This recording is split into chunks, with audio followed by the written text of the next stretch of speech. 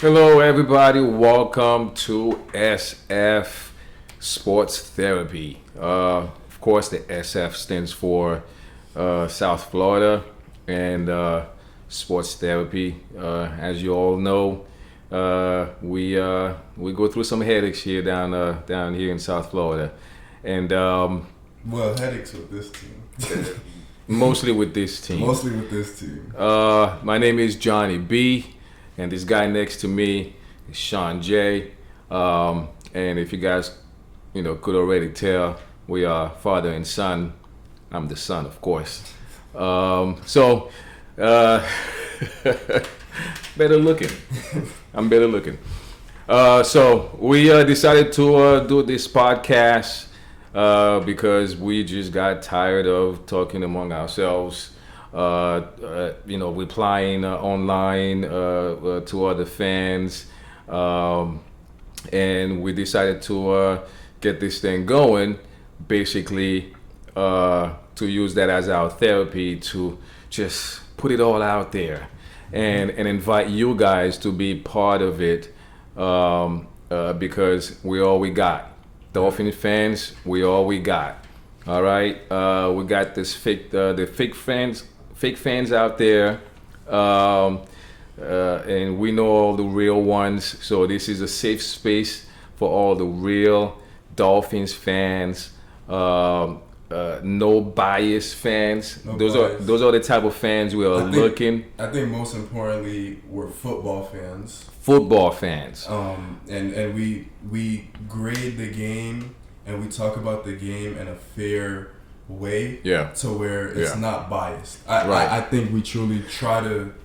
I mean, we're always going to be a little biased, but we're going to minimize it. We're going to try to be as honest as we can be, and keep our emotions, to the side. Yeah. So this is basically what the pod is about. Of course, like everybody else does it, we're gonna ask you guys to like, subscribe, let us know if you're feeling this, if you are with us on this, if you're gonna help us grow, because without you guys, we're not gonna go anywhere. And we're gonna try our best to give you guys some great content moving forward. Let us know what we can do better. This is our first time doing a podcast. Yeah. I've never done this before, so it's gonna be a learning curve for us. We're just gonna learn we're gonna learn on the job, basically. Yeah. All right. So we've prepared a few topics to talk about today. By the way, we have to tell them what the date is. This is now August 1st. Right. But so that means we are in the middle of training camp. We got some news today, actually. Yes. A new signing. We're gonna get into that. We also want to get into some of the off-season stuff that we didn't get to talk about. I feel like that's important to see how we feel. Even some stuff from last season, I feel like it's important to talk about. Right. Because going into the new season, obviously, we want to talk about what we're gonna get better at, where we can get better at, what we're lacking, and things of that nature. I feel like all of that's important. And by the way, before we get into that, how long have you been a Dolphin fan? I recall my first game where you were screaming while I was sleeping. It was back when we had the orange jersey. I was probably like 5. I'm 20 now, so it was probably like 15 years ago, maybe 14 years ago. It was like a Thursday night, Monday night. Had school the next morning. So probably 15 to 14 years, and that's when I knew I was a Dolphins fan. I want to be screaming about this team too. So, yeah. Well, I don't remember all these details, but for me, I would say 27, 28 years, and I'm. Dang, Unc. Get it up there, Unc. And I'm 45, so I'm turning 45 soon. So it's been a long time for me, taking a beating every year. thinking we're gonna get there. Every year, Every year. it feels like we're gonna get there. This is the year. I don't know how many times I say this in a row. Yeah. This is the year. The Tannehill years. The Matt Moore years. The Matt Moore years. I thought that those were the years we're gonna get over the hump. We're gonna get to the playoffs, run deep. Obviously, there's some delusion with our talk, but that's just what it comes. There's with always being gonna a be fan, that, yeah. you know. But there are certain years that we really, there was no delusional thoughts. It was just, I think we really got it this year. That playoff year when Tannehill was hurt. Yes, when Matt Moore had to come in. I felt like we could have won a playoff game or two. Yeah. If Tannehill played in that game. Yeah. Obviously, we played poorly defensively that game, but I really think we could have at least won. We played Pittsburgh. So I feel like that was a winnable game. Yeah, yeah. All right, so you had mentioned that we got some news today. We have a new signee, so get on that. Willie Snead. From anything that I remember, I can't remember his passing. Wasn't he on like Baltimore or something like that? Like for a couple of years, yeah. For I 2 or 3 like the seasons. signing because of this reason only. We have 2 young receivers. I feel like put as many veterans around that. Tyreek Hill's only getting older, Obviously, Tyreek Hill's probably more than enough veteran experience that you need, but the more the merrier. But was it why we got OBJ? That too, but I feel like, and I'm gonna get to that. I feel like veteran experience is very important, but also you can't always trust OBJ. You don't know when he's gonna be hurt. You don't know who's gonna be hurt. And knowing us with our luck, we've dealt with so many injuries. So being deep in every position this year is so important. I'm not saying he's a standout receiver. He can get the job. He can get the job done. He can be serviceable. He can be very serviceable. We have enough guys who can play at a high level. We have like you said, we have OBJ, we have Waddle, we have Tyreek, we have Barrios, we have Craycraft. We have decent guys. Now get those depth guys in. We have a couple rookies. Get those depth guys in and allow us to have other areas where if we're lacking, if we have injuries, we have another outside threat. We have another slot guy. So I like the move, and it's also a healthy competition. During the camp. During camp, yeah. Everybody will get to elevate their game because now we have that group is so deep. Yeah. Because if you only have, for example, 7 guys in camp, and most likely most teams keep 5 to 6 receivers, most guys will get kind of comfortable, like the Barrios, the Craycraft will kind of get comfortable because they've already been in the system. They're gonna feel like, we're gonna make it anyway, right? But now you add a guy like Willie Snead, a vet, a guy was it a championship year when he played in Baltimore? I'm not sure he's been there that long. I think what was it? I don't know if he's been there that long. 18 to 2020, I think. I do know he's definitely been there when Lamar's been there. That's one thing I do know, and I know he's serviceable. Yeah, but when you add a guy like this, now everybody's gonna be like, hey, maybe my job is not so safe. Yeah. And also very great point that you brought up, the fact that we got this injury bug that we go through late season almost every year, and that's also something you don't see the sports media mention enough. It's always Tua can't get it done late season. For the past 2 years, that's the talk, right? Tua can't get it done late season, which we're gonna talk about Tua in a minute. But this is not just Tua. Yeah, it's a team thing. It's a First team. of all, it's a team sport. Right. And not only that, when we were lacking in other areas, I feel like no one was talking about that as well. Our rushing production went down. and again, injuries did that. Our pass rush went down.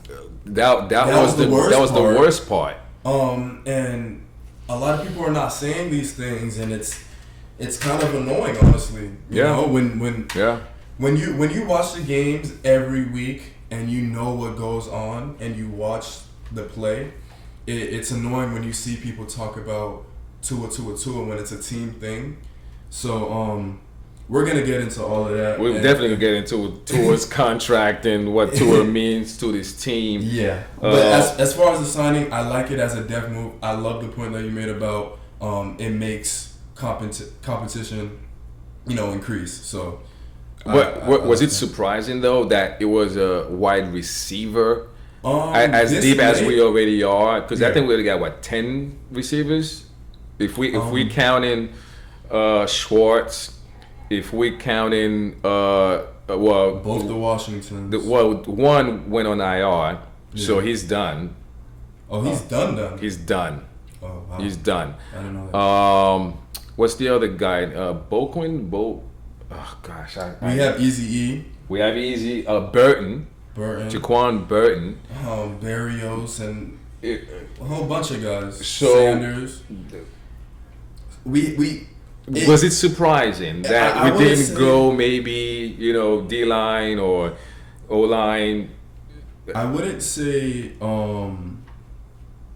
it wasn't a big shock. Like, it's not like, it's training camp. Every team's making moves. Everyone's signing players. Everyone's trying to make their team as deep as possible because in 3 weeks, we're going to start cutting and cutting and cutting. So it's not really a surprise that we signed a receiver. I think more so, I don't know how to put it into words. I just think that we're taking our time really picking the right guy on the D-line. Because we brought in Yannick, can't pronounce his last name. We brought him in for when we brought in Agba. Yeah. We ended up signing Agba instead, but I was hearing talks that we still might sign him. So I think we're just taking our time, evaluating the players that we have in camp. And you mentioned one of the Washingtons went on IR. Maybe that was the reason for the signing. But I do think that eventually we'll sign a D lineman. That's my opinion. You mentioned Agba, which is a good segue to go into because that signing was fairly recent. Yeah. So I think you and we talked about this, that there was a chance. We felt like there was a chance that we could sign him back. Yeah. And I feel like this is gonna be one of the signings that we're gonna really enjoy coming into season because not only he knows this system. Well, it's a new system. Well, that's true. I forgot. I almost forgot that we had a new, but it's Agba. When he played last year, did 15-20% of the snaps, you would say? Yeah, 15 to 25% of the snaps. You felt like he can still produce. Yeah. And if you have a veteran guy like this, and one of your guys goes down, you can still feel that, hey, I got this guy here that can still give me a couple sacks here and there, and give a couple pressures here and there. So I feel very good about this. He still had like 6 or something like that. That's what I'm saying. So, he actually produced well last year. On that signing in particular, and I'll be the first one to admit, I felt like we didn't need to sign him way back whenever the offseason started. I kind of got fed up with him. But as more time went on and I was listening to different podcasts and I was listening to different ideas, Vic Fangio's defense limited a lot of players. Yes. It helped a lot of players. It limited a lot too. Agba was a guy who, in his first 2 seasons with Flores, did amazing. Yes. So yes, it's really hard to to really say that he's not the same guy anymore. Even though he came off an injury, I think that it was the system. I think that this system will be better for him. Well, reports are saying that he's lost lost some weight, so that makes him fat. Because there was a time when we felt like a lot of times he was always close to, like he was almost there but not quite there. Maybe Maybe right. Maybe it was the weight. Yeah. Maybe it was the weight that makes him a little slower, a step slower. And now that maybe he's realized that, shed some weight, that makes him quicker. Maybe he got some better moves. I don't know, but I'm excited to see what he brings this season. And it was a good signing. Yeah, I love the signing, honestly. Especially, I think it makes me feel better that he's having a good camp. Yeah. And but again, it's just camp. It's just camp. we know guys like Ahmed. We know certain guys you hear during training camp. They're always killing it. Yeah. And then the season comes. Yep, and that's very true. I'm saying that more so in the aspect that it seems like he's healthy. Yes, like, that's the most important part. That is key. Are you healthy? I feel like I don't know if this is a transition or not, but I don't know how much you want to speak on it, but Shaquille Barrett, that retiring kind of like threw me in a loop because in the moment when I heard about it, I didn't realize how much we're losing in the run game, because a lot of our guys are speedsters that are trying to get to the quarterback. Yes. Even the guys that we drafted. So losing a guy like that was kind of hard, but hopefully Ogba could fill that gap till Chubb and Phillips gets healthy. But how do you feel about Shaquille Barrett retiring? Like, what's your reaction? Like what? Like on a personal note to him, or what it means to the team? As a personal note, I feel like it's anyone who understands the game of football is going to understand him. He's played more than enough football. If it's something that... And he feels like, maybe I don't have it like I thought I did. Yeah. Some guys are perfectionists. Some guys feel like if they can't give 100%, then it's not for them anymore. Yeah. Maybe that's how he felt. But I'm more so talking about as a Miami Dolphins fan, as I was highly disappointed. I got all excited about this signing, and I'm like, that's a guy I've always liked. Yeah. And now he's part of the team, and we know how deep we want our linebacking edge. The linebackers and the edge to be, and the D line. And when you have a guys like Barrett on there, it's an upgrade. Yeah. And all of a sudden, I'm done. Yeah. I'm out. As a Dolphin fan, of course, it's another hit. Yeah. There's a reason why you see this gray. It's there's a reason.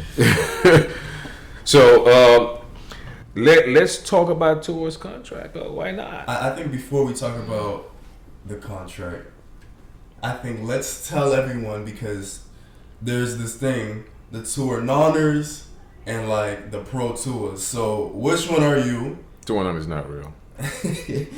To make it quick, we are Pro Tua. If you know football, if you know the position, Tua's a good quarterback. I think he's you can say great in certain aspects. I don't think he's solidified himself as a great yet. Can you pause? Can we pause for a second on this? All right. Can we put levels into this, right? And correct me if I'm wrong. I look at elite, great, good, average. Okay. Is that accurate? Yeah. Okay. So we both can say he's not elite. No. He has elite traits. He's elite at certain things, but he's not. I think he has only one elite trait. And I'll say two. Go ahead. He's anticipation and accuracy. and accuracy. Yeah, that's the Those are those are elite traits he has. legit elite traits, Yeah, right? But is he? Can we just say just plainly elite? No, he's not. He's not there yet, right? So where do we rank him? Good or great? yeah. It depends. Or should we add another one? Pretty good. No, let's not do no in betweens. I think it's hard when you do these rankings because there's so many good quarterbacks. There's so many great quarterbacks, and there's so many they're not elite. There's not a lot of elite. I think there's a lot of great and a lot of good. You know, and it's hard because. Maybe you lead the league in passing and passer rating and all these things that Tua keeps these past 2 years has led in. The year before it was passer rating. Yeah. Last year is total yards and passing yards per attempt. Yes. So it's really hard for me to not put him in that great category because not a lot of guys are doing that. And let's just be specific about this. We're not calling him a great. Yeah. He's a great quarterback right now. Yeah. He's a great NFL quarterback right now. He plays at a great level. That's how we might already lose a couple of subscribers by because we know there's what's the percentage you'd say of people who are Tua haters? Miami Dolphin fans who are Tua haters. I think it's split. I think you think it's half and half? I think it's half and half. I think a lot of people like Tua. I don't think it's half and half. I think that it's more 30-70, but the 30 is so freaking loud that it feels like half. That. I think there's a group like another 30 who are.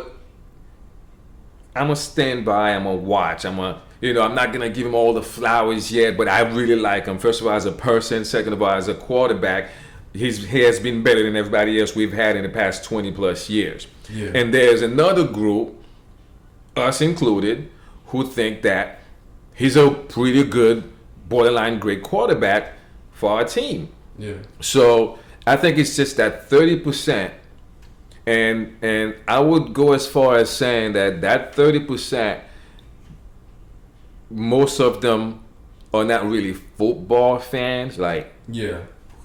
Right? They just Dolphin fans, or just casual fans who will call themselves Dolphin fans, right? But they are so loud that you think that they're more than what they are. Yeah. Like I said, as far as the fans, there's the Tua honors, and there's the people that are pro Tua. The reason why I kind of think it's 50-50 now, I think. I kind of realized that a lot of people realize like he's here. He's here. He got paid. Yeah. I have no choice but to like him. He's my quarterback. Which kind of goes to like, are you even a real fan for real? Because like, you should have kind of realized this a minute ago. But as far as how I feel about Tua, the things that I like about Tua, I think I love actually how. As a person, he didn't allow the noise to get into his head these past couple seasons. Like he's great at that. I think people underestimate how hard it is to go ahead and lead in major quarterback stats after all these trade talks, all these, negative things being said about you. Your quote-unquote owner doesn't want you. Your former coach doesn't want you.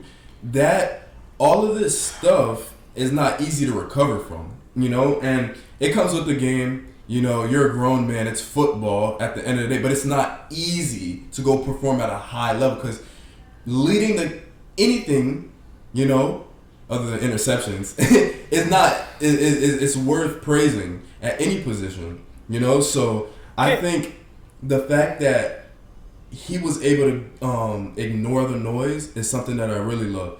And that's just something outside of his play. Now, as far as his actual play, obviously the accuracy, obviously the anticipation. And I think he's an underrated processor. And we might lose viewers for this because everyone says he's a first-read quarterback. No.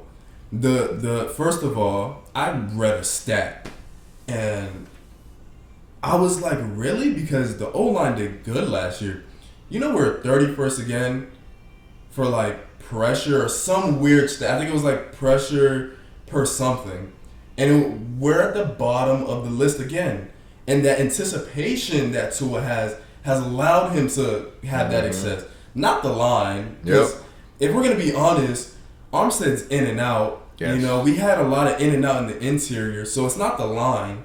You know, people are going to say, well, it's Tyreek, it's Waddle. But no, you have to place the ball in the right place, especially in this offense. He can't do no right, man. This guy can't do no right for some people. Yeah. I want to address something right quick.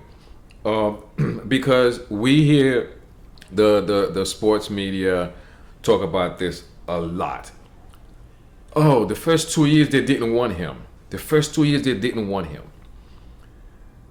I don't think that's accurate at all, right? The coach. Forget the coach. Who they kept saying, oh, remember he was, you know, who's been saying that a lot? Oh man, he's running back. We talk about him. Shady keep reminding people how, you remember how they always want to get rid of him the first 2 years, blah blah blah. But for whom? For who are they going after? Do you remember? Lamar Jackson. And quote unquote Tom Brady. And supposedly Tom Brady. Now, let me ask you guys this. If you have the chance to get Lamar Jackson or the GOAT, Tom Brady, would you at least look at it? It's facts. That's a great point. Would you at least be interested? Let me take. Can it happen? I have Tua. That doesn't mean they don't like him. That doesn't mean he's trash. It's Lamar freaking Jackson.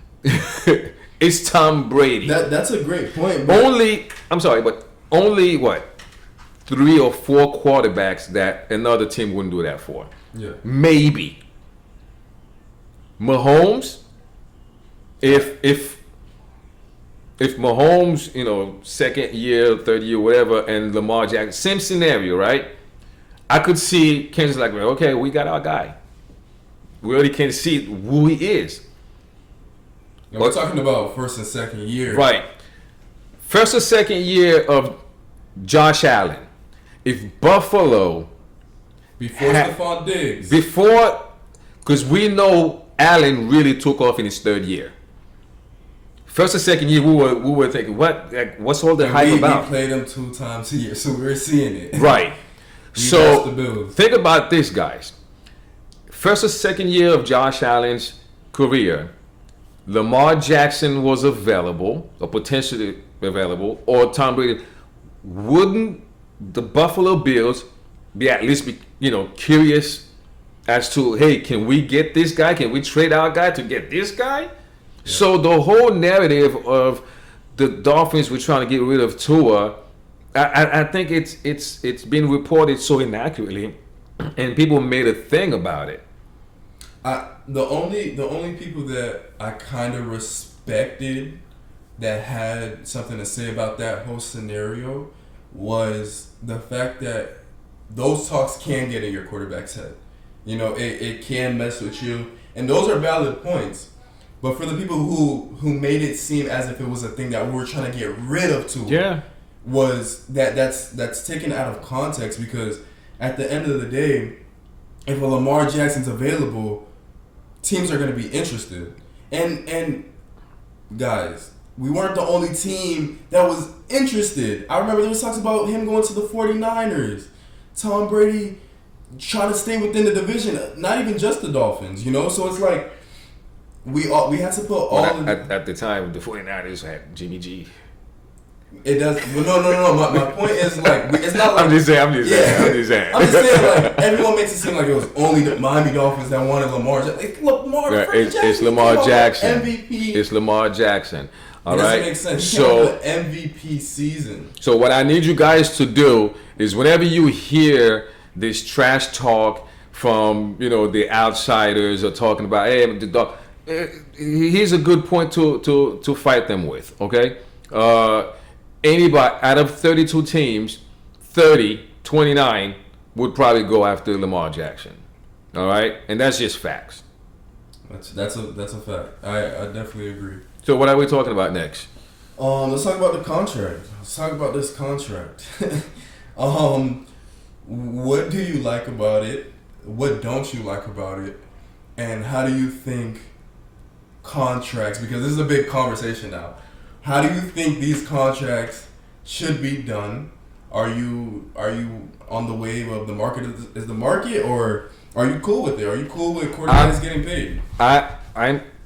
I'm definitely cool with the market is the market, because if it is, why not exploit it, right? If that's what it is, if quarterbacks are being looked at as the most valuable position, and the market indicates that they should be getting paid the most, even though some deserve it or some don't, that's the market. I'm fine with the contract, right? But until that's fixed, until owners are saying, all right, it's not about the market, it's what you are worth to us, or what you are worth based on your outputs. Yeah. Until the whole NFL does that, it remains what it is. So don't tell me a guy who just came from 2 straight years of putting out great numbers, watching other quarterbacks who can't even get close to those numbers make more money than him. Guys who have been on the same injury, like guys like Burrow, or why doesn't he have a injury prone tag like Tua does? Yeah. And I think he's missed more games than Tua. If I'm not more or missed the same amount. If I'm not mistaken, right? Why doesn't he have a tag? So everything has been unfair to Tua, and when the market indicates that it's time for him to get paid and everybody else is getting paid, there's an uproar that he shouldn't get paid. Didn't you see what I did last year? Didn't you see what I did the year before? Do you remember that we couldn't go to the playoffs? No. All of a sudden we can. All of a sudden we're talking about championships. All of a sudden we're talking about all these good that we couldn't get done before with that quarterback. And this needs to be said. People are saying, oh yeah, he can't win in December. He hasn't won a playoff game yet. But yeah, we have to keep saying the same thing. Injuries and plays a whole. I watched this guy yesterday who's talking about the Kansas game. Yeah, they shouldn't pay him that much money. Look, last year went to Kansas City. Do you guys remember how cold this was?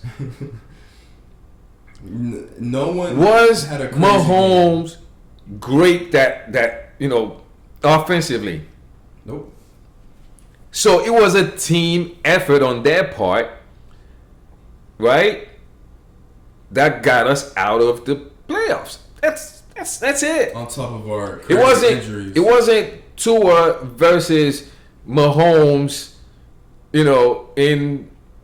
in Jacksonville, Florida, 70-degree weather, on like both quarterbacks are comfortable, and Tua played like trash, and Mahomes went 400 yards and 4 touchdowns. No. So even then, I don't even like this whole thing where it's like Tua versus Mahomes. Let's be NFL fans for a second. And Mahomes is the best player in the NFL for the past, I don't know how many years, but he's been the best. That defense was arguably the best defense in the league last year. It was very underrated too. Big role. Yeah. You know, and it's harder to score. It's harder to do things. First of all, it was extreme weather. It's harder to score when your running game's not doing as well, and your running back's dealing with an injury. Because Mostert was dealing with a nagging injury. Yep. And it's harder to score when you're playing a defense like this in their territory and an element that they're used to. And again, Waddle was missing catches. Tyreek was missing catches. Yes. It was a team loss. It wasn't all on Tua, and I just don't like when they put it all on Tua. When we lose, it's all on Tua. When we win, it's Tyreek Hill. When we win, it's all. How does that make sense? Make that make sense for me, right? When we win, he has Tyreek Hill, he has Waddle, he has these fast running backs. When we lose, it's Tua. Yep. That doesn't make sense. And this is one of the reasons why we started this podcast. Because we don't have big corporate people that's going to pay us to say things for clicks. Right? We're going to tell it as it is, as we feel. And we're gonna be as factual as possible. So we're not in the Tua non because that's a cult. That means everything Tua does is right. I don't want to be in Tua in Tua non. You know, I'm Tua's number one fan. I'm not gonna be Tua's in Tua's cult. If he's not performing right, he's not performing right. If he's performing great, I'm gonna say it. And so what you're getting at is you have no problem with the market. I don't have any problem with with his contract. He deserves it. What I find interesting in the contract is the 4 years. Rather than 5, or 3-year guarantee. That means the Dolphins does not have to. They can. I think the 4th year, they don't have to pick it up. If I'm not mistaken. I think I watched the breakdown on the contract. I think he's locked in this year and the next season. Meaning he has to play or we lose money. We lose a whole lot of money.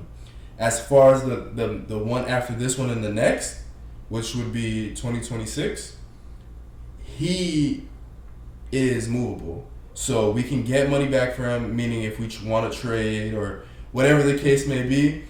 I think that's how the breakdown I think works. It's the 4th year that he's movable where it wouldn't hit that much. But I have to take a look deeper. I haven't gotten the chance to really go deep into the contract. But I was gonna say I find it interesting because that gives them 3 more years, almost guaranteed with Tua. He's already played 4 years. That's 7 years. Remember, we waited 7 years with Tannehill as well. True. That's very true. So I find it interesting that it's set up that way. Yeah. Like, okay, we got a 7-year window. Is that how Miami? Yeah, I just did this. That is so Trump. What is this? That's how you speak. What is this? Is that how I speak? I don't speak like that. No, I'm saying that's how when you're communicating. What is this? When I think about the market, the way I think it should be, and the way it should be, and I think this is just how it should be. Are you the most valuable player on your team? When it comes to Tua, yes, he is. It's not even a question. We've seen games without Tyreek Hill, Waddle produces. We've seen games without Waddle, Tyreek produces. It's tough for me to understand that. We see games without Ramsey. The defense does decent. Yeah. When Tua doesn't play, we look so different. You remember that Vikings game we went to? Yes. We went to the Viking game in 2022, watched Skylar Thompson, and he was performing decent in the first half. The second half, it was like, what have we been? We couldn't. I don't think we. And we like Skylar. And we like Skylar. And I just feel like that's what it should be based on. I don't think people talk about that, much because the focus is so much on Tyreek Hill, deservingly so, right? But again, a lot of these people that are talking out there in the sports media, they are looking from the outside in. We are in this, Dolphin fans. We are in this day in and day out. We consume this, right? So when you put these two names next to each other, Tyreek Hill, Tua, anybody outside, right, of the Dolphins community, Tyreek Hill name, that name is heavy. Yeah. How can you say that he's not more important or more valuable than this Tua guy who just came into the right? So I don't think they can even understand, process that. Yeah. But we live this. Mm-hmm. And you made a great point.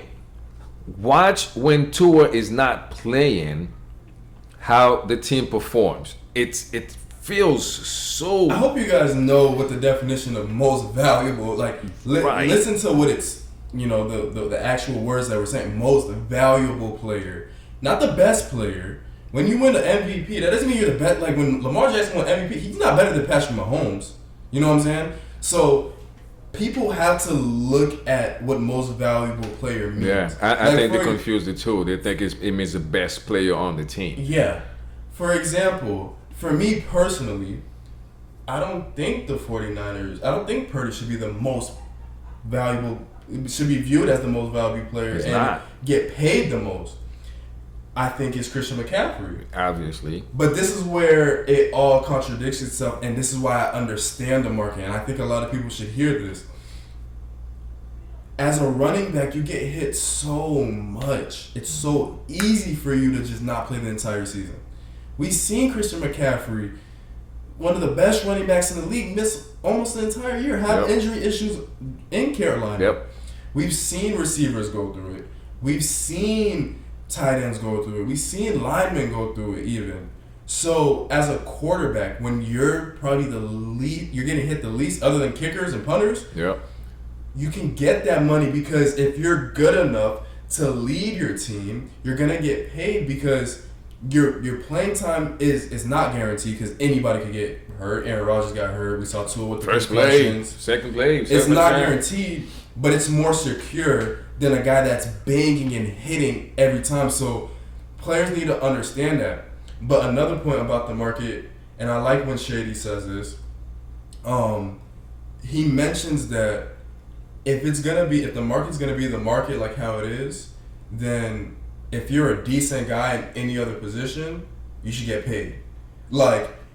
It shouldn't be a question CeeDee Lamb should get paid right now. It shouldn't be a question. It shouldn't be paid. It shouldn't have been a question that Josh Jacobs was having these talks with the Raiders and stuff. If you are the most valuable on the team, again, not the best, that's when you should get paid top dollars.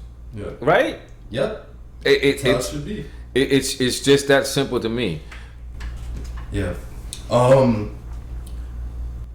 I think a good question to transition, and I don't know how people feel about this.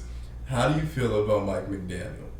And because we have certain cons that are not terrible things. We love Mike. Mike. How do you feel about guy? You know what I'm hoping to hear or to see this year? Mike decides to lighten up the playbook from 900 pounds to 125 sexy pounds. I think that the plays are way too complicated. I think he overthinks, and I think it's a case of, I believe when they say he's a genius, I believe he's that, right? And I think that's the baggage that comes with that. Because people who are super smart overthink everything, right? They overcomplicate everything. And sometimes the game just need to be Simplified. simple, right? Um, do I want us to get rid of Mike? No. I love Mike. I think he brings a great culture to the team. Again, what he's done with Tua is, it's awesome. The guy can call some great plays, but it's just too much at times. Yeah. Right. And I just hope that changes this year. I hope he realizes that.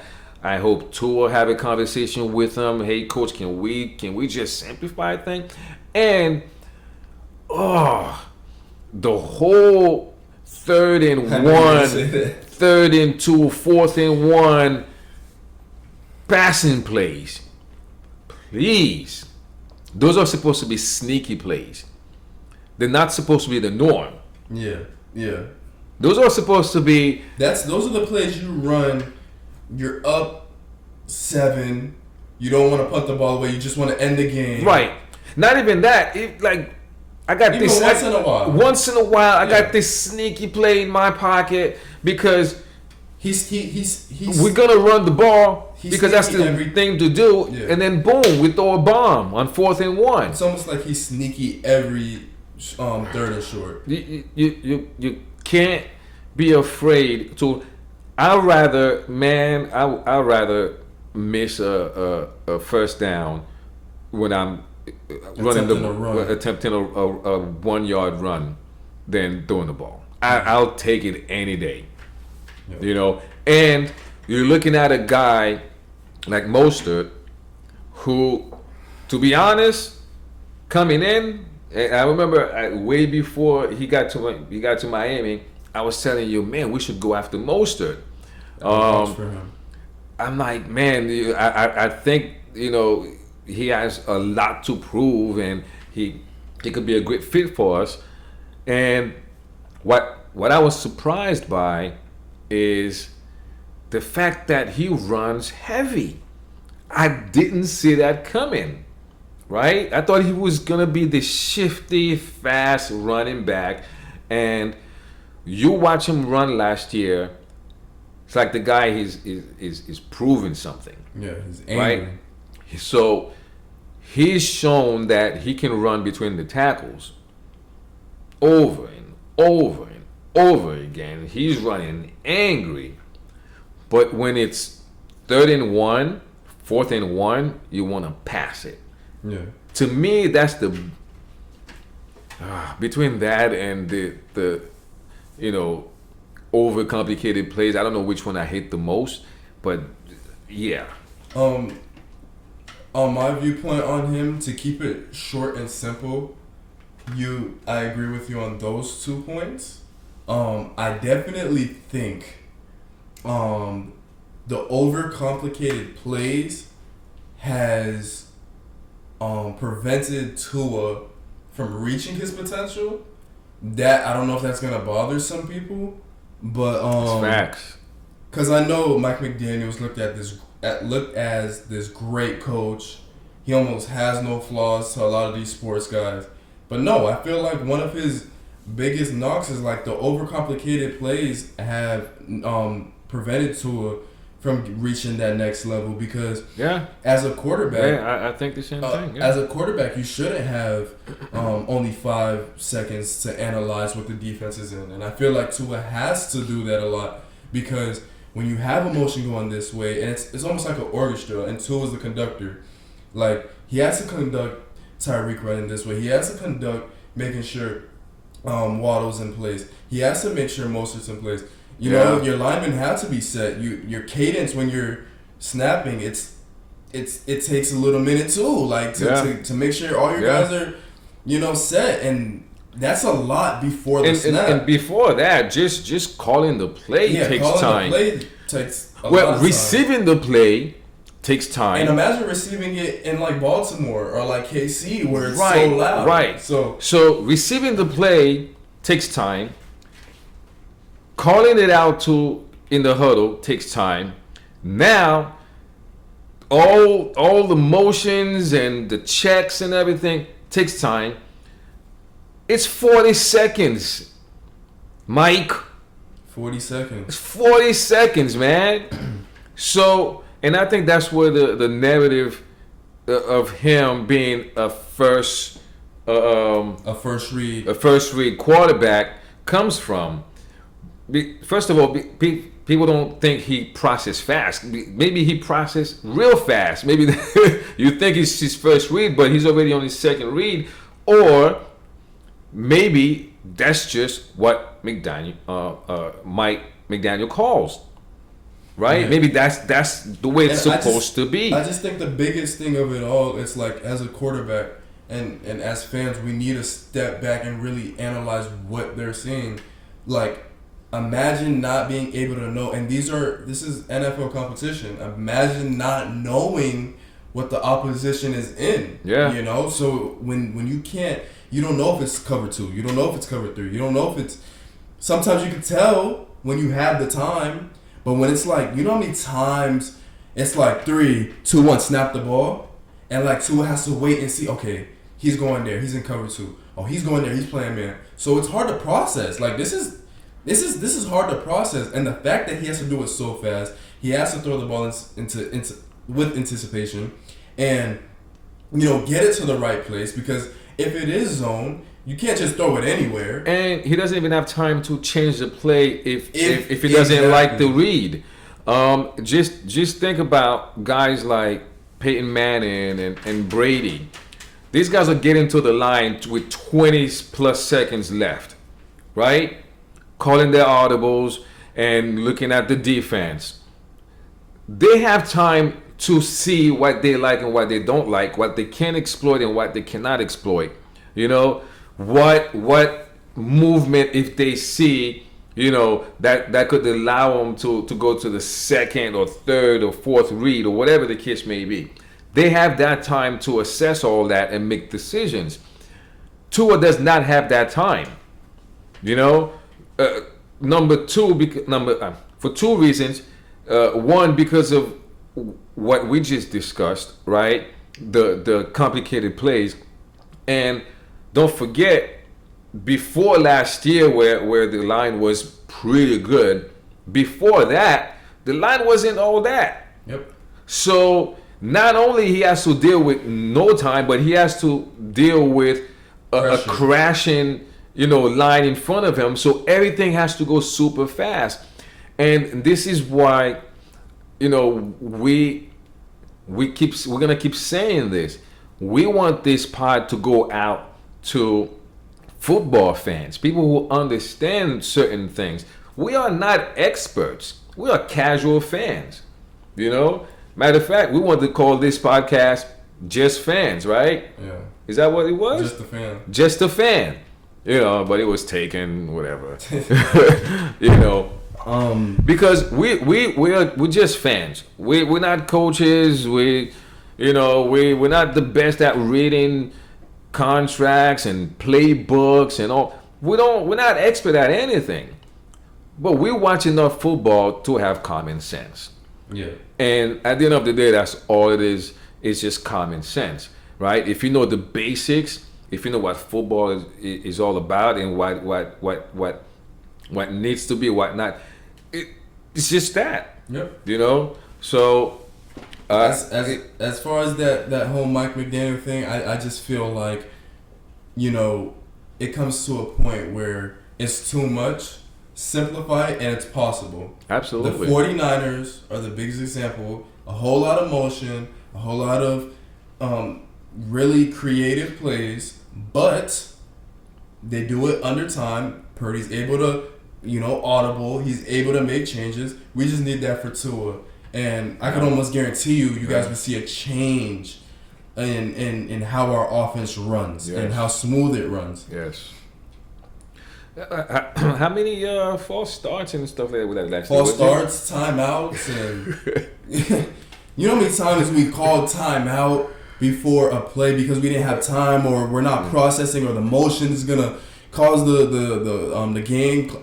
play clock to expire. Yeah. So Please, Mike. Please. If anybody knows Mike, please let him know. We as Dolphins fans, this would help our therapy.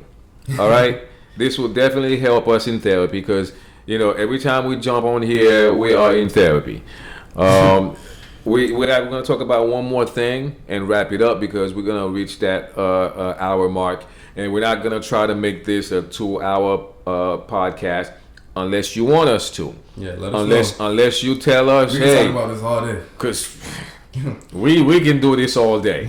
We're going to try to do some live ones as well. So we got a couple other things, other ideas that we want to implement. And of course, don't judge us on our set. All right, don't. This is our first. This is a budget podcast. We don't have no sponsors yet. Up the ranking. Maybe every week, we'll add a thing here or there. We'll make it better. We have a better camera. We can afford one mic right now. All right. So don't judge us. All right. Judge the content. Let us know how we doing.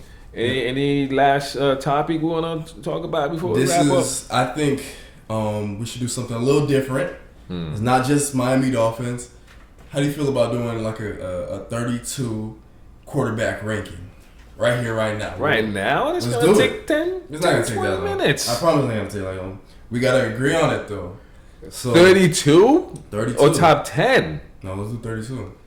Oh, that's a lot, Let's dude. do 32. No. Let's do 32. Let's do 15. Let's do 15. Let's do 20. All right. We'll do 20. Yeah, because there's rookies and stuff. There's young guys.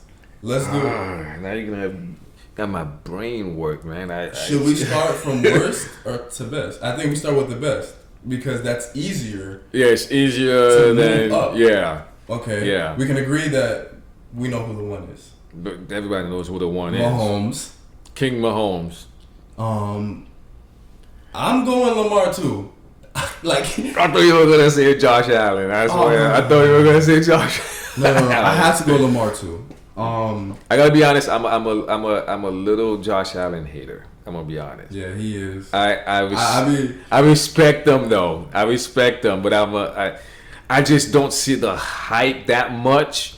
I really think he's a really great quarterback. I just the elite. I got the problem with Josh when it comes to elite. He becomes elite because of his athletic ability, and I tell him that all the time. He has a hard time believing that. I think the fact that he has such a strong lower body and it's not easy to bring him down, and he's not that slow. He's pretty fast actually. He's pretty fast for a big guy. Let me be honest with you.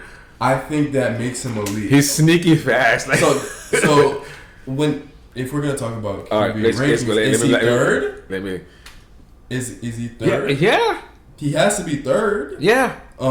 When you are feared, you are elite. You're elite, and he's definitely feared. I don't think Barrett is feared. People keep calling him elite because he went to a championship game and he's pretty good. No, he's great. He's great. Yeah, no. When I say pretty good, I'm in the great, world, right? I cannot stand people keep calling him elite. Okay. Joe Burrow is not elite because Joe. I think Joe Burrow is better than Tua though. I think Joe right now is better than Tua. Yes. But is he 4? Is it that much of a gap? No. Is he 4? Is he 4? Who can we make an argument for? That's very tough. There's not a lot of guys you can make an argument. No, but it's not elite. There are 3 elite quarterbacks in the league. 3. I think 3. I think he's elite when he's on the field. I think that's calling him elite. What are you talking about? Okay, no, I'm saying if he's on, where else would it be? What I'm saying At home? is because when he's injured, obviously you can't really. But when he's on the field, I see elite play. That's just you see elite play. That makes you elite. No, consistent elite play. Oh my gosh! Then we can say that about Tua. We don't see consistent elite play, and we know it's because certain factors. Gosh, you know what I'm saying? Like we know it's because of certain factors, and that's okay. But I feel like is Burrow a turnover machine? Not really. Not yes really? And no, kind of, not really. In the beginning of the season, a couple. I mean, Allen too, but Allen is feared. Burrow is not feared. I don't know. Maybe he's great. Maybe you're Yes. convincing me. So by that definition, if you're elite, you're feared. Burrow is not the guy. Okay. Then, but we're still putting him fourth. So does it really even matter? You know what? Okay. I'm putting Rodgers fourth. No, I can't do it. We're talking about rankings going into the season. Into the season? I can't put. But Rodgers not too long fourth. ago, this guy was MVP. What, 3-4 years ago? I can't do it. I can't do it. I can't do it. I'm gonna take that back. I'm gonna put Burrow. I'm gonna take it back because last year he didn't play, and this is a whole year later. So he's been 2 years older, and you can lose a lot within 2 years. So we agree on Burrow. Oh my gosh, is there something else? Is there somebody else? The other guy I could think of is Dak. Burrow. I go Burrow. I'll go Burrow. That's 4. Do you go Dak? Do you go Matthew Stafford? Do you go Tua? Or Tua might be a little early. I can't put Tua that high. I'm sorry. Not Tua. It's hard for me to put Stroud so high. I'm not putting Stroud in front of Tua. But we're talking about going into the season. Going into the season, yes. Like I'm not. Potential to play. No, I'm not putting Stroud in front of Tua. Okay. You know how I feel with the 1 year craze. I don't like when the media does that. But like, if that's the case, then right now, gonna be up right now, Love is ranked ahead of Tua in top. No, and that's. They have Love in the top 20s and Tua in the top 30s right now because Love had one good year, which Tua had a better year. Talk about these guys, this corporate guy. All right, they're going to get me started. Continue. Stay on track. No, don't. Okay, so fifth spot, do you go Dak or do you go Jalen Hurts? I don't think Jalen Hurts is better than Tua. That's my opinion. I've been the most valuable player on that team. I've been a Jalen Hurts fan since the Alabama days, man. But I can't put him ahead of Tua. So can we agree to a fifth? You just said he can't be that high. No, when I'm considering everybody else that you're mentioning, and we're talking about strictly about quarterback, right? I can't put Dak in front of him. I can't put Stroud in front of him. I can't put Love in front of him. I can't put Hurt in front of him. So he's fifth. You can't put Dak in front of him? I can't. I can't trust Dak for a reason. As great as he is, and I'm using the word great because Dak is just sensational. If you're Tua at 5, then I'm not arguing. So I can't put. That's the closest one out of the 5 guys we just talked about to be fifth, right? Dak or Tua. Right? I just cannot put Dak right now. But is... Okay. So... The more you're making me think about it, the more I'm probably going to give it to him. Because maybe, especially Dak is more experienced as well.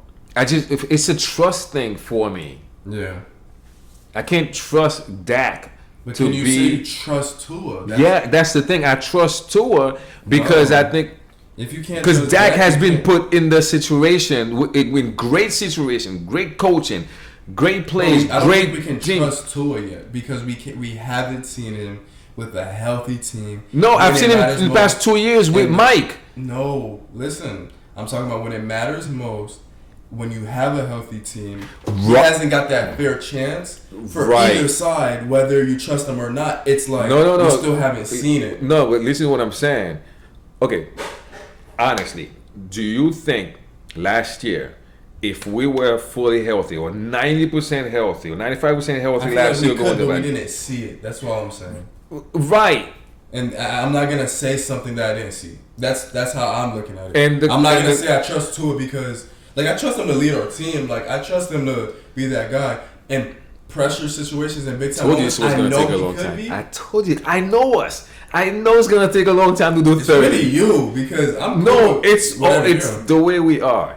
We're gonna go. Let's continue then. We're gonna put Tua, and then we're gonna put Dak. I think it's interchangeable. Actually, I think it could be either or. I'm okay with it, but I would put Tua because for some I can't trust Dak. Actually, I'm going to put. I think I want to put Hurts 6. No, I put Stroud 6. Oh, Stroud 6. Yeah, So Stroud over Dak. I think Stroud's gonna have a better year than Hurts. If we're talking about going into the year, okay, then okay. I also so so you said Stroud 6, yeah. Dak 7. No, Hurts 7? Dak 6, Stroud 7. No, I think Stroud 6. I think Stroud will have a good game. I think his biggest thing as a rookie. It's the 1 year he gets the 1 year penalty from it. Listen, I think even though he has that 1 year thing, because I'm kind of the same way, I think it's the poise and the maturity he was at the quarterback that he showed in 1 year. Yeah, I think that's what separates him through the other 1 year guys. That he showed in 1 year. I don't care. That he showed in 1 year. I want to see it again. Matters. I think I want to see it again before I move him I on. understand that, but I just think that matters. He gets a 1 year penalty for me. Just like so Love will get a 1 year penalty. I put Stroud. That's because I'm so excited about him. But he should be closer to 10 or 11 because I have to put Stafford in front of him. Okay, so because him and Love, they get a 1 year penalty. Okay. They had a great 1 year. That doesn't mean I'm gonna crown them as a top 10 quarterback yet. I have to see 2 years. It's like we've always said, we need 2 solid years from Tua. Like if I'm doing it for my own guy, I'm gonna do it like for everybody else. Okay, so Dak 7. No wait, Dak 6, Stroud 7, Hurts 8. Can we put Stafford in front of Hurts? I can't because Jalen Hurts' running ability is elite. Like Jalen does. First of all, Hurts' running ability is not elite. He's not an elite. He's feared in the red zone. We're talking about being feared. He's feared in the red zone. He's gonna run the ball in. It's not easy to tackle, just like Allen. No, he's not. I wouldn't call it elite. He's elite. He had over 10 rushing touchdowns. What else do you need to see from the guy? Like, nah. I think that's disrespectful to not have him at least in the top 10. Mostert had 18. Something like does that make him elite? No, but he's done situational thing. If you had 10 rushing touchdowns and every time you're at the 1 yard line and you get tush pushed in there, that's not a good measuring stick. Yeah, it is because not every Tua cannot do that. That doesn't mean you elite. I know that. Okay, so that doesn't mean you elite. When very few people could do what you do, it's a situational thing. That's not situational. No, I don't. No, he's elite at running 1 yard. Don't make me. That's my guy. So you're making me bash my guy. No, you call him elite at running. I don't think he is. Okay, he's a great runner. Yeah, he's a really good running quarterback. I think I can make a case for him being an elite runner. I'll defend that. He's a top 3 runner. Oh no, he's not. He's not. He's not. He's not. He's not. He's not. Let's move on. Where we at? Stafford has to be next. I don't care. Stafford, of course. Stafford 9. Mr. Consistent. Stafford is 9. Okay, this is where it gets tough because you have guys like Kirk Cousins. You have guys like Brock Purdy. Cousins. Yeah, but we didn't. No one's in front of him. That shouldn't be. Can we put Cousins in front of Love? No. What? No. Because we're talking about based on, we got to think about situation. We got to think about things like that. So, do you think Kirk Cousins coming off an injury? Remember, in Atlanta, he gets okay. Is gonna perform better than we just did something that's so crazy, and I think a lot of people a lot of people are laughing right now because this whole time we got to back up like 6 spots. We didn't put Burrow in 5th. We put Tua. I'm going back. What do you mean? We didn't say Joe Burrow. Yeah, we did. No, we did. Your memory's just. Oh my gosh, my memory's we trash. put him forward. We said Burrow before. We had a whole conversation about Burrow if he's a leader now. This is not a new thing. That's just his me. memory. That's he keeps me going. I'm like, did we miss Burrow? All right. Okay, like I said, this is where it gets tough because we said Stafford's 9. 10. Do you go Brock Purdy? Do you go Stafford? Do you go? Okay, I'm gonna put some respect on Purdy's name. Yeah, dude, I think Purdy's top 10. I think you have to put some respect on his name.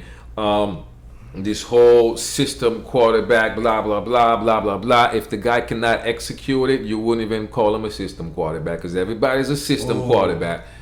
We forgot someone kind of. Who? Herbert. Oh my gosh, yeah. I think I really like Herbert, man. You know. Is he better than Jalen Hurts? Yes. Is he? That's a quick yes. Is he better than Stroud? Yes. Is he better than Dak? Yes. Whoa, he's better than Dak? Yes, because we got ample. Well. So then he's 6. Then I don't mind putting him. I'll put him 6. I'll put him 6. We're at. I'll put him 6. We're at 11 right now. So no, we're at 12. Between Tua, Herbert, Dak, that's 5, 6, 7. You guys can flip them however you guys want. I won't be mad at it. Okay, I respect. Just don't put Tua 7th. We're at 12.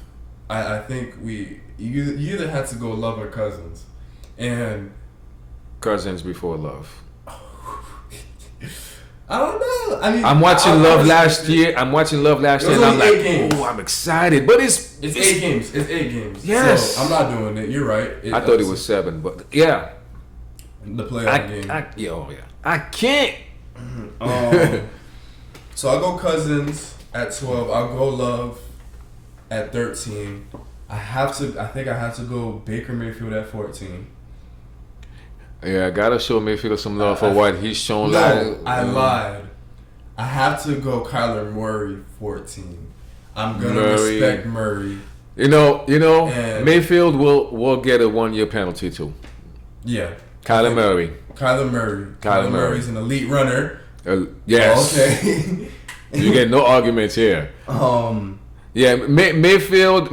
Listen, put some respect on Mayfield's name because what he did last year was phenomenal, man. Yeah. You know, to come into that situation. I mean, that's not an easy task going after Tom Brady. Gotta give him love, man. Gotta give him love. Okay. I hope he can do it again this year, and then next year he'll move up to top 12, maybe top 15, whatever. Okay, so that was 13. That's when it gets tough. 14. I want to say Geno Smith. You could go Trevor Lawrence. Me personally, Trevor Lawrence is not better than any of the guys that we just said. That's my opinion. What do you think? You say Russell Wilson? I think. Gosh, man. I think I go Geno Smith here. Did Geno do it 2 years in a row? He did it 2 years where he played good mid-level quarterback play and above average, borderline pretty good. So, looking at his stats, 3,600. Geno Smith is gonna go down as the forgettable quarterback that when he's done playing, and I think it's unfair to him. So, do you think Geno over Trevor Lawrence though? I don't think so. I think I go Trevor at 14, and then I go Geno Smith. I would go Trevor before Geno because his ceiling is that much higher than Geno. Because at this point, Geno is that. He is that quarterback. Whatever you're seeing now, there is no higher. Yeah, I agree. With Trevor, he just had not shown it yet, but I could see the potential. Yeah. So I'll definitely put Trevor in front of him. 16, we're gonna go. I think we should go Russ. I believe in Russ. I think Russ might be a little weak-minded. It's interesting. right? But it's a good one. I don't know. I'm not saying that's who he is. That's how he is. The way last year went. But he played well. And you know I love me some Russ. Well, and you love some Russ. But he played well. No, I'm just saying. Okay. I got 16 Russ. I don't think that's an argument because this is the last four is the hardest part. I'm just letting you know. Oh, well, not really. 7. We're at 15, so 16. Rodgers. Oh, whoa! Oh my God, whoa. we are sinners. I'm putting him in front of Matthew Stafford. We are sinners. We just committed the sin. I'm putting him over Matthew Stafford. The GOAT. So what? Stafford was 10. Yeah. I'm putting Rodgers 10. Was he? Yeah. I'm putting Rodgers 10. So we're at 17. How can we forget this guy? At 17, Derek Carr. It would have been better if the list was like all the names was like right here. I have it right here. I'm reading them. Okay. Derek Carr, man. 17. Yeah, I'll take that. I can't argue against that. This is where it's like Caleb Williams. How do you feel? You think he's gonna be top 20? Did we put Geno Smith in front of Carr? I think it is. I'm saying, did we do that? That's right. Did we do that? Yeah. You sure? I think that's right. He's not. I don't think he's better than Russ. I don't think he's better than Geno Smith. There's so many good quarterbacks nowadays. Like Carr would have been. Geno's such a professional though. Yeah. That's what I like. Okay, go ahead. 18. Do you think Will Levis is gonna do good? I said Will Levis. Well, yeah, Will Levis, Caleb Williams. These are like we're getting in that range. What do you think? I think. Ooh, did I say I think Levis is gonna be another Tannehill? I like Levis. I see glimpses of his game where I think because I like Tannehill too. I think I put him in the same category. And he has the potential to even perform even better than he did in those couple of games that he played. With the fact that he has Calvin Ridley now as his. Don't. I think you're bringing this name up too early. Give me some other names. You want to hear the other ones? Yeah. Oh, we forgot one. Yeah. We forgot a big one. Jared Goff. Goff, oh my God. Goff is Mr. Big Money. Goff is behind or in front of Stafford. We gotta go faster, man. We killing it on time. In front of Stafford or before? I mean, behind. No, I'm not putting him in front of Stafford. You out of your mind? Your Goff is good though. Goff is above average. So 12. Stafford has been in MVP talks. Top 10 talks, top 5 talks, consistently. Yeah. So, okay. Did you just no? But Goff, the past 2 years, Goff kind of has been too. Of course, Goff is. So that's why I'm just. Good. It could be a it could be a conversation. So I guess I would say the same thing about Goff that I say about Geno. What you see is what you get right there. I say Goff 12. So that means we have 2 more. I really want to put Caleb Williams on this list. I don't care if he's a rookie. No. I think he's 19, bro. I think he'll be better than Will Levis in his first year. I really do. No, I think seen so in too. College is like. No, I think so too. I think it's gonna be one of those rare cases where I'm just not gonna put no college, no rookie in the top 20. I mean, I could see what. So you don't want to do it. I'm not putting no rookie who's never played one NFL game in the top 20. Okay, so we're gonna say Justin Fields could be 19 then. Even Absolutely. Though he's a backup. Yes. Well, okay. I forgot about that. So he's gonna be the backup. Give me some names. Quick ones. These guys are probably not. Just starters. name names. Minshew, Howell. No, we got 32 teams, so give me the starters. Not to really dive because you don't know yet. Like, what do you mean? QB. Let's do this quick. Starting QBs.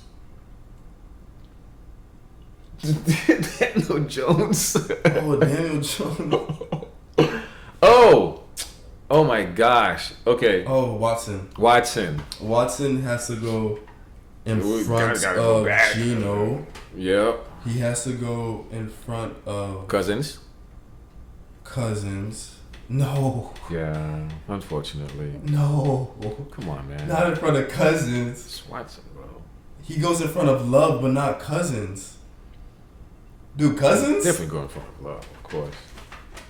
No, I'll put him in front of Cousins. No, I don't think I'm not putting him over Cousins. Dude, Cousins? I think he's 13. Yeah. So we got one more Oh, wait, spot. no, that's in front of Cousins then. Yeah. Oh, gosh, the Commanders. That's a rookie. No. Dude, Sam Howell's not the starter no more. Oh, They it's not? drafted Jaden Daniels. So, no, not him. Oh.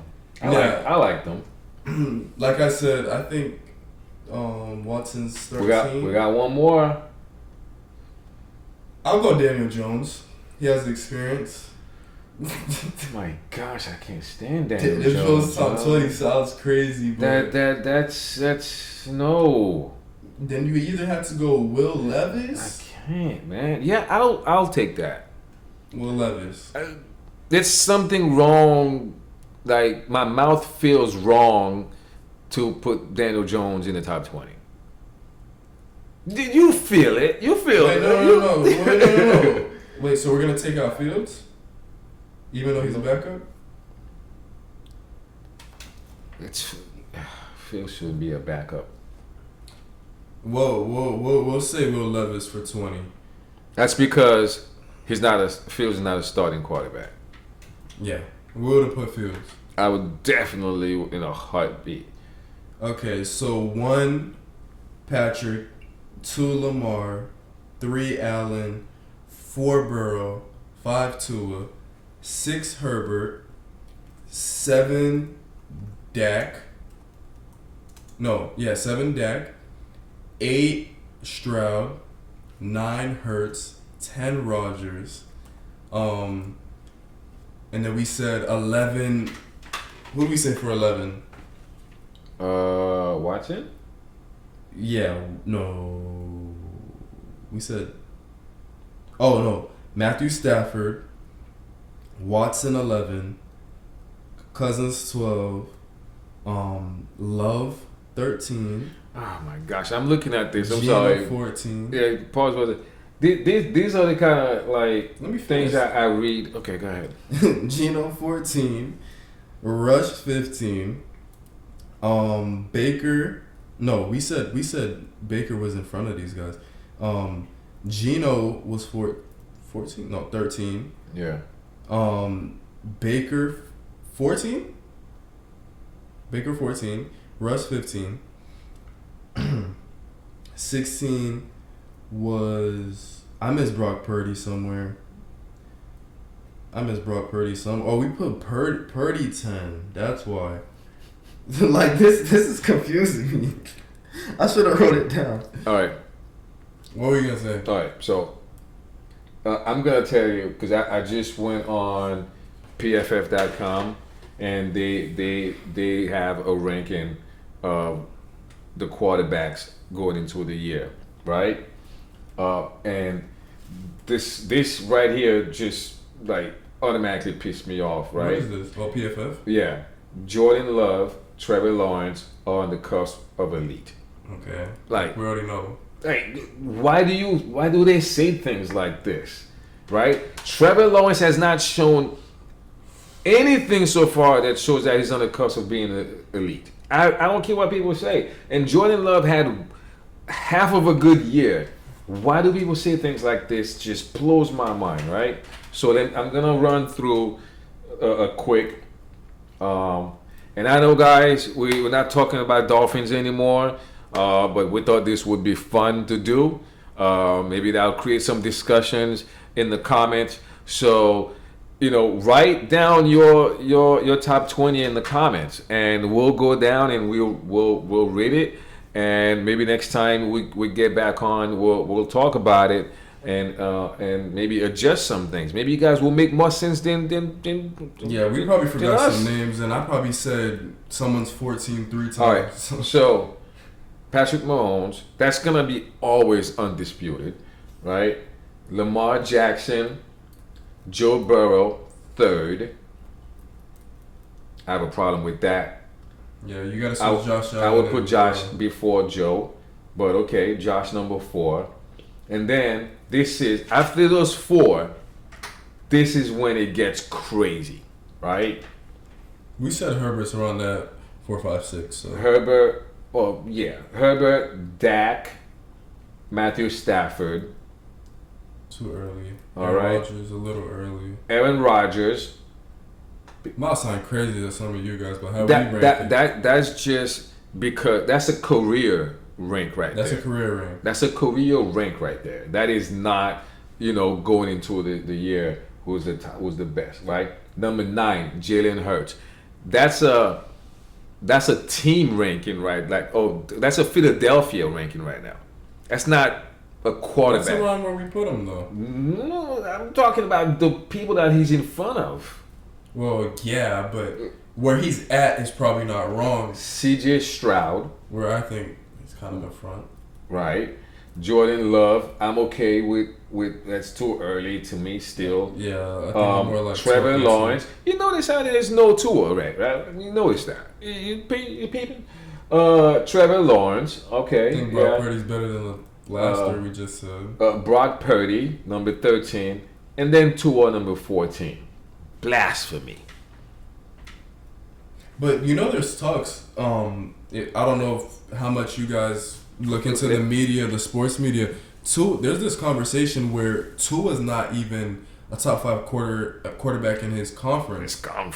Which is kind of crazy because our top 5, top 6 is all on the AFC side. Yeah, So there's a little truth to that, but there's a little truth to it. That's because they always people try to drag it and say he's not even top 10 as well. All right, in his conference. So, I've heard that. That's the crazy one. Number 15, Kirk Cousins. Number 16, Jared Goff. All right, I'm okay with those. 17, Kyler Murray. 18, Geno Smith. We around there. We were doing pretty good. We put Geno a little bit early. Caleb Williams. This is PFF though. PFF. So. I'm never gonna put a rookie in top 20. But PFF is also like potential. Yeah. So we also have to consider that. Number 20, Baker Mayfield. Too low in my opinion. 21, Derek Carr. 22, Russell Wilson. 23, Deshaun Watson. That we put way up there. They put him 23. Did we? Did we put him way up there? We put him over Cousins. I disagree with that, but I think Cousins is better. Anthony Richardson. They gonna kill us for that. Anthony Richardson. If you guys kill us for that, we can understand. We completely forgot about him. Bryce Young. No. If we're gonna do this rookie thing, then he should be like at the bottom. Like no. There's no argument for top 20 there. All right, Jacoby Brissett. Brissett at this point, a great guy. Great backup. But he's a backup. Jaden Daniels, rookie. Yeah, I could see that. I don't know too much about him. Will Levis number 28. What? I don't know. I see potential in him. Yeah. I don't know. I do too. I don't know if it's just me. I don't know if it's because I'm haunted by that Dolphins Titans game. Probably. But I think he'll be. To me, I think he might be a better version of Tannehill. I don't know about a better version because we actually know Tannehill. We know Tannehill. I'm talking about like he's because we know Tannehill's problems. I don't think he'll have those problems. I can respect that. That's what I'm saying. Of course, Daniel Jones is number 29. It did him a favor. Aiden O'Connell. And Sam Darnold. We got one more. Stidham. Wow. Or Bo Nix, whoever wins. Well, yeah. All right.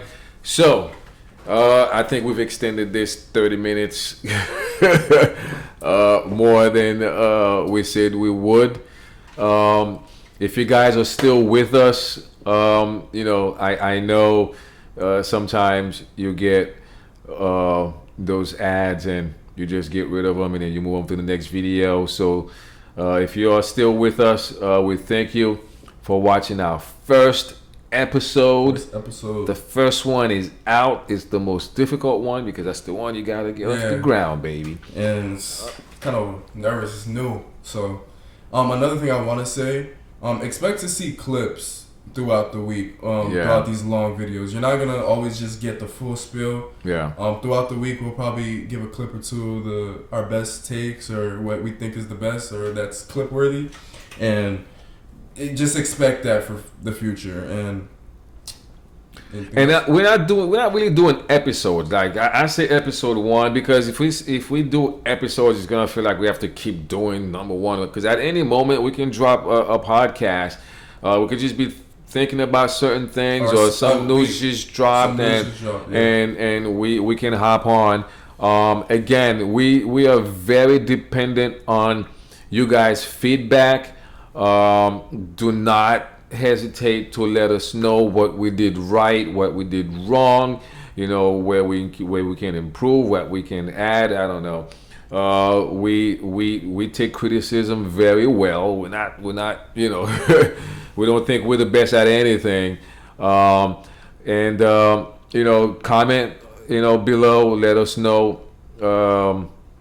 how, if it was too long, too short. Again, give us a like, subscribe, because we know the algorithm, we know how it works, guys, and it makes us feel good. All right, it makes us feel good that we spend 60, 90 minutes having the conversation, doing it for the fans, and we get people are liking it, and we will not know if you like it or not if you do not subscribe or if you do not like the comment, or even if you make a comment, you don't do a like or a subscribe, or we know that share, you're interested, or share.